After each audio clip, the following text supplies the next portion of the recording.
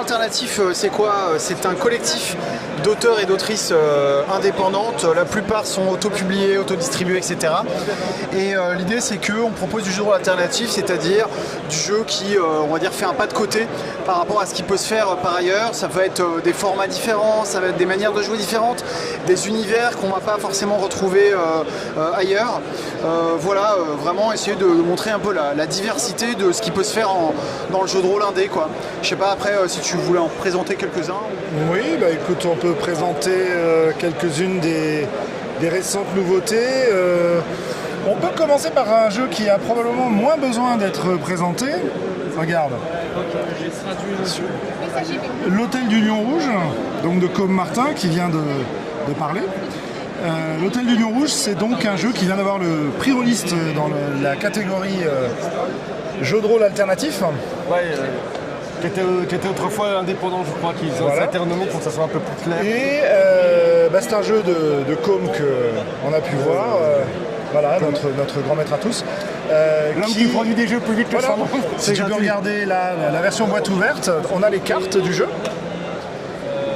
qui permet de raconter une histoire passablement surréaliste dans un grand hôtel. Que j'ai déjà montré sur Instagram à l'occasion. Et que tu as déjà montré, donc on va pas aller plus longtemps là-dessus. Qu'est-ce qu'on a d'autre comme grande nouveauté? Du coup, moi, je peux présenter un de tes jeux. En échange. Oui, mais c'est pas c'est un peu des nouveautés quand même, Histoire de monstres, qui est donc un jeu de rôle de Sandrone ici présent. C'est du jeu de rôle solo, mais la particularité du jeu, c'est que en fait, ce n'est pas un jeu, mais c'est 3 jeux. C'est un recueil de 3 jeux solo qui se passent dans le même univers. En fait, il faut imaginer un monde médiéval fantastique qui aurait continué jusqu'à notre époque, dans lequel du coup, il y a l'industrie, etc. et les monstres existent. Et on a 3 jeux qui se proposent de 3 points de vue sur à la fois des gens qui vont chercher ces monstres pour les réinsérer dans la société, à la fois les monstres en question qui n'ont pas forcément envie de se faire réintégrer justement, et puis dans un troisième temps un monstre qui aurait accepté de rejoindre la vie civile, quelles difficultés il a à s'intégrer, etc. Avec 3 systèmes de jeux différents, parfois avec des dés, parfois avec des cartes. Moi je sais que personnellement je suis pas un grand joueur de jeux solo, mais ce qui me frustre toujours un peu dans le solo, c'est qu'on se contente un peu toujours de fournir des amorces aux joueurs et après t'écris. Et là je trouve qu'il y a un vrai système de jeu, il y a une vraie réflexion sur comment faire progresser les choses dans le jeu, donc c'est vraiment très chouette. Et après on peut aussi présenter un jeu qui n'est ni le mien ni le sien, un jeu qui vient de sortir, c'est un jeu de Milouche qui s'appelle Elle s'est évaporée. C'est un jeu pour 2 qui est magnifique, qui se présente comme ça sous forme de pamphlet, et c'est un jeu dans lequel on va raconter une fin de relation. Donc on imagine 2 personnes, c'est un jeu qui tape dur, 2 personnes qui viennent de se séparer, on détermine pourquoi, quelle est leur vie depuis, à quel point ils vont très mal ou pas, et après pendant la partie on va jouer en alternance, soit des scènes un peu où on va incarner les amis du couple qui se demandent pourquoi ils se sont séparés, t'as des nouvelles d'eux, etc. Et puis des scènes de fantasmes sur la vie de l'autre depuis la rupture. On s'imagine. Voilà. Tu sais que maintenant elle a 3 gosses, il est riche, il vit mieux sans moi. Exactement. Et avec un travail sur l'écriture qui est vraiment incroyable.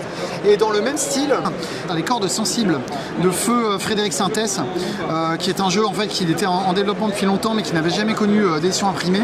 Il s'appelait Psychodrame, non? Exactement, c'est ça. Et c'est aussi un jeu dans lequel qui va parler de relations, qui va parler de choses un peu difficiles. C'est vrai que c'est un pan du rayon alternatif qu'on avait moins développé ces derniers temps, à part surtout Angel Dust qui faisait pas mal de jeux comme ça. Et donc là, Les cordes sensibles, ça vient un peu dans le même domaine. C'est un jeu dans lequel on va parler de personnages qui en fait sont en proie avec des problèmes internes et qui ont des conflits.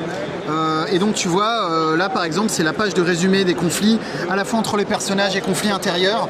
On est vraiment sur un jeu où on va un peu s'entre-déchirer ou s'auto-déchirer peut-être, et quand même avec cette idée qu'à la fin on arrive à aller mieux, on arrive à régler les problèmes qui nous ont rongés. Il y a quand même un peu d'optimisme. Il y a normalement une fin heureuse, exactement.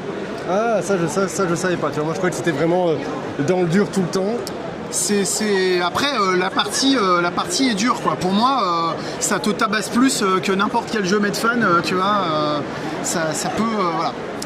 Faut aimer ce genre de jeu. Et puis bon, bah après, plein d'autres choses. On a les jeux de Guillaume Jantet sur le stand qui nous a rejoint cette année. Sonia et Caen contre Ninja, j'imagine qu'à ton public, on ne le présente plus. Ouais, c'est moi, c'est un de mes jeux préférés. Voilà. Monsters of the Week, c'est mes deux préférés. J'en parle un peu tout le temps. En revanche, Sombre Courant, peut-être que tu le connais moins.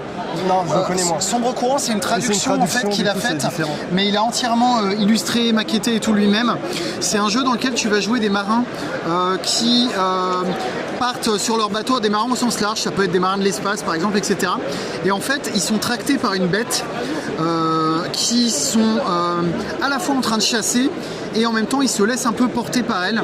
Et l'idée c'est que au fil du voyage, la bête va peut-être les changer et influencer comment ils vont évoluer au fil du temps, quoi. Donc c'est un jeu un peu moins rigolo que les jeux habituels de Guillaume, mais quand même toujours avec ce ton poétique qui le caractérise et puis les super idées de game design. Voilà, vraiment un très très chouette jeu. Voilà, Sombre Courant.